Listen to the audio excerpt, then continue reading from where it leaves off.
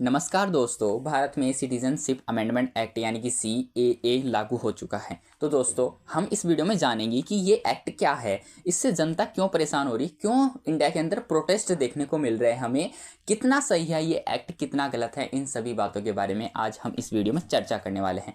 दोस्तों, 11 मार्च 2024 को प्रधानमंत्री नरेंद्र मोदी जी द्वारा इस एक्ट को इंडिया में पूर्णतः लागू कर दिया गया है।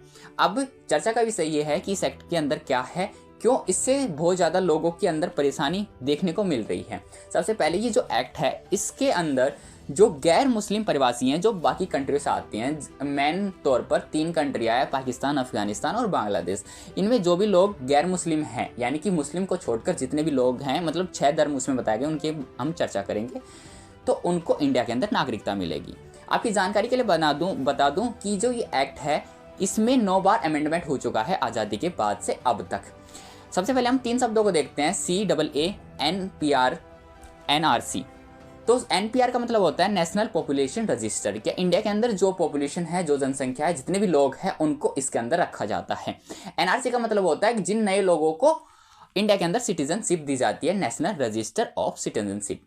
अब CAA एक ऐसा एक्ट है जो लोगों को सिटीजनशिप देता है इंडिया के अंदर।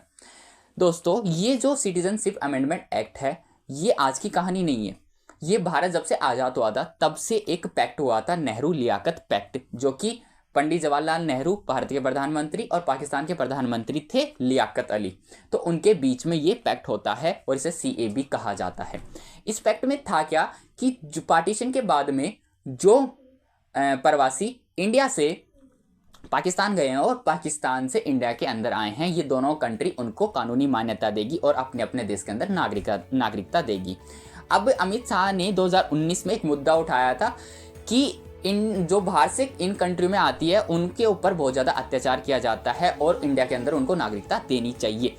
तो CAA सबसे पहले है क्या, इसकी हम चर्चा कर लेते हैं। दोस्तों, संविधान की अनुसूची 2 में ये कहा गया है कि इंडिया के अंदर जो भी लोग 10 साल तक मतलब रहेंगे, उनको उनकी प्रॉपर्टी इंडिया के अंदर होगी, तो उनको ऑटोमेटिक ही इंडिया की नागरिकता दे दी जाएगी, ठीक है ना।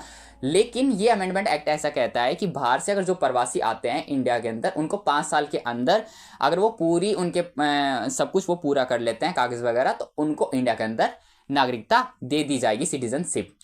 अब इसका नोटिफिकेशन अनाउंस कर दिया गया है, बिल्कुल ये पूरे देश में लागू हो चुका है। इससे पहले ये लागू नहीं था, ये एक्ट था, लेकिन इसमें अमेंडमेंट होते रहे, लेकिन पूर्णतः ये लागू नहीं हो चुका।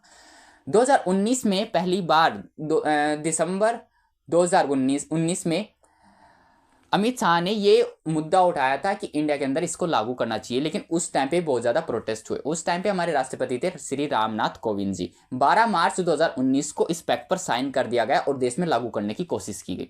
लेकिन उस टाइम पे क्या हुआ कि जैसे जामिया मिल्लिया इस्लामिया जैसे संस्थान थे, उसमें बहुत ज़्यादा प्रोटेस्ट हुए। वहाँ की स्टूडेंट्स ने, महिलाओं ने, और दिल्ली के अंदर जितने भी पार्क वगैरह है, इन सब में भीड़ इकट्ठा हो गई थी उस टाइम पे भी। और उस टाइम पे भी बहुत ज़्यादा प्रोटेस्ट देखने को मिले। आज जितने प्रोटेस्ट हो रहे हैं उससे ज़्यादा उसमें प्रोटेस्ट हुए थे। आपकी जानकारी के लिए बता दो कि उस टाइम पे 200 से ज़्यादा लोग मारे गए थे इस एक्ट की वजह से।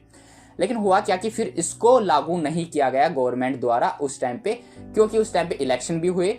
और फिर बाद में क्या हुआ कि 2020 में कोरोना पेंडेमिक आ गई, तो ये एक्ट वहां पर एक तरीके से बैन कर दिया गया, यानी कि कुछ समय के लिए रोक दिया गया। अब क्या हुआ कि 2 साल तक कोरोना पेंडेमिक थी। 2023 में फिर इसकी बात उठी। अमित शाह जी ने नवंबर 2023 में फिर इसकी बात उठाई कि फिर से इंडिया में ये एक्ट लागू कर देना चाहिए।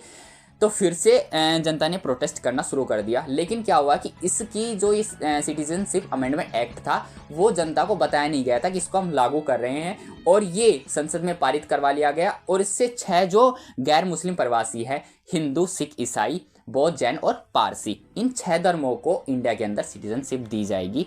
जो भी 31 दिसंबर 2014 से पहले, 31 दिसंबर 2014 से पहले, ये ध्यान रखना, इंडिया के अंदर आए हैं, उनको सिटीजनशिप दी जाएगी, अगर उनके पास पूरे के पूरे प्रूफ है, प्रमाण पत्र है कि हम इंडिया के अंदर आए थे बाहर कंट्री से।